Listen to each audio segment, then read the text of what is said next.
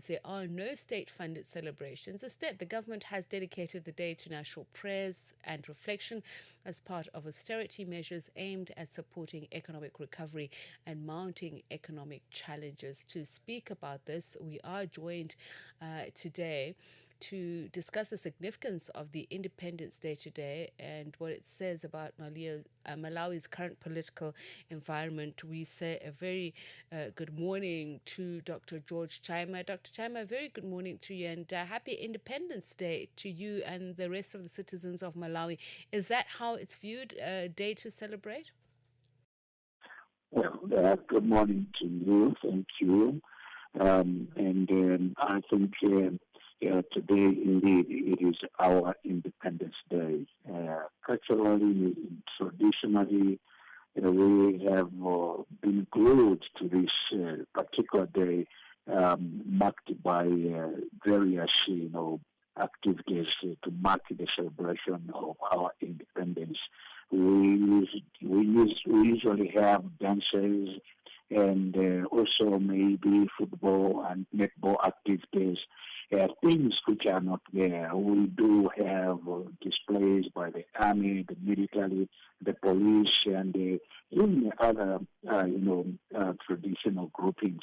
But this year, this has been totally different from what we used to do, in the sense that the government has ordered that there will be no such activities to mark the celebration of our independence in the name of, applying austerity measures and controlling government expenditure.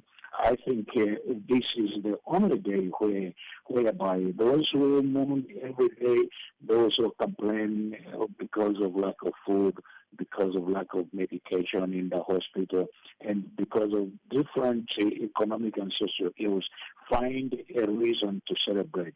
So unfortunately, this year nobody is going to celebrate, nobody is going to smile and put a smile on their face, because the government has ordered this austerity measure application also on this particular Independence Day. So I think this, I would say, is quite unusual for our country.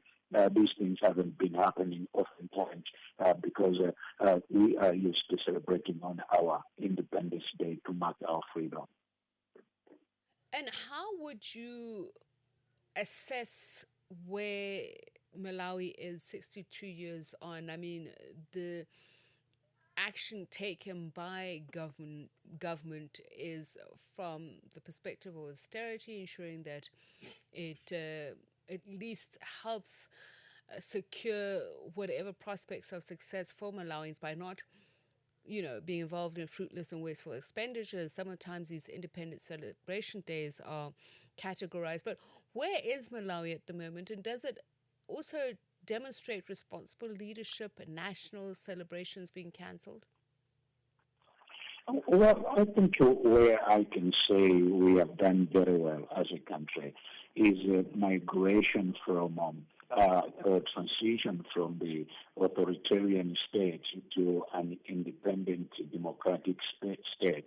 When I talk about democratic state, I'm talking about the liberties that we have in terms of speech. We have that freedom. We have the democratic right to speak. We have the democratic to vote and choose our own leaders. But when we look at how our democratic institutions grew, I can say that it was quite a challenge because it also ended up landing us into, weak governance systems which have exposed the country to corrupt practices and weakened also our governance systems. These have contributed to poor economic management and poor economic growth and development for our country. And that is why you hear that Malawi is one of the poorest countries in the world, 62 years after independence, which means that we are failing to manage our economy in the manner that we can develop our own country and develop our own ourselves. We normally depend mostly on aid flow from different countries and other developmental partners. A thing which I think is making our country go down instead of rising. When the government talks about austerity measures, yes, we need those austerity measures applied. But I think there is a lot that takes place which ends up, making government resources drained in a very bad or negative way without benefiting the people. So I think to use Independence Day in the way of managing its economy or applying austerity measures, it might be helpful to add to the elites and decision makers, but I think it's also putting a sad face on the ordinary citizens who only find their joy when the Independence Day comes. They go watch football for free, they go watch netball for free, they go watch those displays for free.